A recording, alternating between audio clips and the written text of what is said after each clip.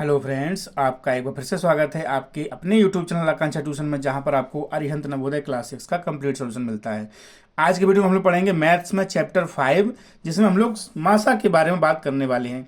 मासा क्या होता है? देखिए, मासा जो शॉर्ट फॉर्म लिखा हुआ है, इसका एक फुल फॉर्म होता है जिसको हम लोग बोलते हैं महत्तम समापवर्तक। तो ये होता है इसका फुल फॉर्म, महत्तम समापवर्तक। शॉर्ट में इसको मासा बोल देते हैं। ठीक है, तो मासा होता क्या है? देखिए, मासा वह बड़ी से बड़ी संख्या होती है। मासा जब निकाल लेते हैं हम किसी संख्या का, तो मासा वह बड़ी से बड़ी संख्या होती है जिसका भाग दी गई संख्याओं में पूर्ण रूप से चला जाता है। जब आप मासा निकाल लोगे तो जो नीचे आंसर आएगा उसका भाग जो संख्याएं दी गई होंगी उसमें पूरा पूरा चला जाएगा, उसे हम मासा कहते हैं। ठीक है, थोड़ी सी यहाँ पर मिस्टेक हो गई थी, मैंने सही कर दी है कि मासा वह बड़ी से बड़ी संख्या होती है जिसका भाग दी गई संख्याओं में पूर्ण रूप से चला जाता है। देखिए, आपके सामने मैं प्रूव करके दिखाऊंगा। तो पहले हम लोग भाग विधि से निकालेंगे। ठीक है, तो भाग विधि से निकालने के लिए हम इन तीन संख्याएं हमारे पास हैं। अगर आपके पास चार होंगी तो चार के हिसाब से चलेंगे, दो होंगी तो दो के हिसाब से चलेंगे। तो तीन संख्या है, इन तीन संख्याओं में सबसे छोटी संख्या मुझे फाइंड आउट करनी है। सबसे छोटी संख्या इसमें 12 है, उसके बाद 18 आती है। सबसे बड़ी संख्या तो ये है, तो सबसे बड़ी संख्या को हम बाद में देखेंगे, पहले इन दो छोटी संख्याओं के बारे में बात करेंगे। तो सबसे छोटी संख्या से उससे जस्ट बड़ी संख्या में हम भाग करते हैं। तो देखिए, 12 का भाग 18 में करोगे तो एक बार जाएगा, 12 एकम 12। फिर हम लोग सब्ट्रैक्ट करते हैं, आंसर आया 6। ये हमारा शेषफल हो गया, है ना। जब वो हमारा शेषफल हो जाता है, उसी शेषफल से हम उस संख्या में भाग करते हैं जिसका हमने अभी अभी भाग या पहाड़ा पढ़ा था। अभी आपने 12 का पढ़ा, इसमें पढ़ा था 18 में, तो अब हम 12 जो इसका पढ़ा था उसमें हम इस शेषफल से भाग करेंगे। तो 6 का भाग 12 में करेंगे तो 6 दूनी 12 हो जाएगा। ठीक है, देखिए यहाँ पूरा पूरा कट गया, यहाँ तो कोई रिमाइंडर बचा नहीं, कोई शेषफल बचा नहीं। जिसके पहाड़े पढ़ने से शेषफल ना बचे वही मासा होता है। तो आपने 6 का पहाड़ा पढ़ा यहाँ पर और कोई शेषफल नहीं बचा, तो ये आपका जो 6 है ये मासा हो गया।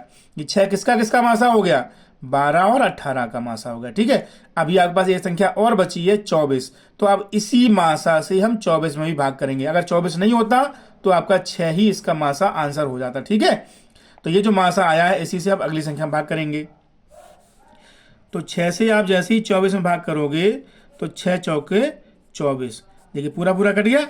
बाई चांस यहाँ पर पूरा पूरा नहीं कटता, जैसे यहाँ पे 20 होता तो हम 6 3 18 करते, 2 बच जाता, तो फिर इस 2 का भाग इस भाग में करते जिसका हमने अभी अभी पढ़ा है।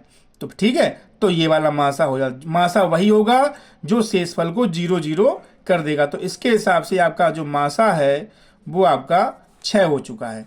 ठीक है, अब हम इसी क्वेश्चन को गुणनखंड विधि से करके देखेंगे और चेक करेंगे क्या उससे भी आंसर 6 ही आएगा। चलिए चेक करते हैं। गुणनखंड विधि के लिए हम जो हमारे पास संख्या होंगी उन सभी का हम अलग अलग गुणनखंड करते हैं इस तरीके से। 2 छंग 12, फिर 2 का करेंगे 3 बार जाएगा, फिर 3 का करेंगे तो 1 बार जाएगा। ठीक है, 2 का इसमें करेंगे तो 9 बार जाएगा, फिर 3 का इसमें करेंगे तो 3 बार जाएगा, और फिर 3 का इसमें करेंगे तो 1 बार जाएगा। ठीक है, इसमें का 2 में करेंगे तो 12 बार जाएगा, फिर 2 से करेंगे तो 6 बार जाएगा, फिर 2 से करेंगे तो 3 बार जाएगा, और फिर 3 से करेंगे तो 1 बार जाएगा। ये सभी के हमारे गुणनखंड आ गए। अब हम इनके गुणनखंड को सामने लिख देते हैं। जैसे 12 गुणनखंड हमारे आ गए, और 18 गुणनखंड आ गए, और 24 के गुणनखंड आ गए। तो 12 गुणनखंड ये वाले हैं ना, 2 गुणे 2 गुणे 3। 18 गुणनखंड हमारे कौन से हैं? 2 गुणे 3 गुणे 3। और 24 गुणनखंड लिख दीजिए 2 गुणे 2 गुणे 2 गुणे 3। ठीक है, अब हमारे पास मासा का मतलब होता है कि हम ऐसे करते हैं, जो तीनों में जो अंक होता है उसको सर्किल कर लेते हैं। देखिए ये जो जो है ना तीनों में हमको दिख रहा है, तो इसको हमने ऐसे सर्किल कर लिया। ठीक है, अब ये जो 2 इसमें है, इसमें 2 तो कहीं है नहीं, तो इसका तो कोई काम रहा ही नहीं। इसमें 2 है लेकिन हम इन दोनों को नहीं ले सकते, इसमें भी होना चाहिए था।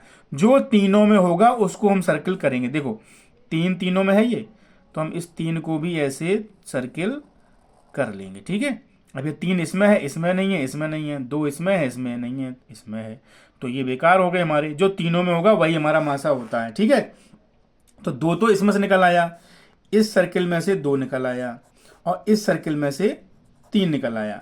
चाहे 2 संख्या हो चाहे 3 संख्या हो, हम ऐसे ही गुणा करके लिख लेंगे। तो इसका जब मल्टीप्लाई करोगे तो आंसर क्या आएगा? आंसर आएगा 6।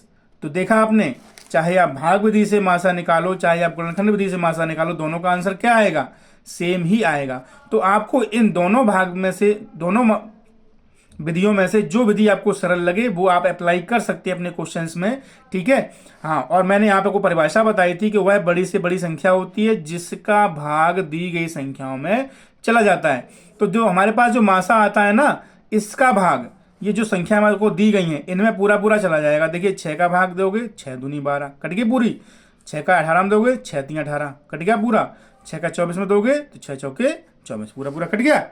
तो मासा से दी गई संख्याएं पूरी पूरी कट जाती हैं। तो आज के वीडियो में सिर्फ इतना ही, मिलते हैं अगले वीडियो में, तब तक के लिए थैंक यू।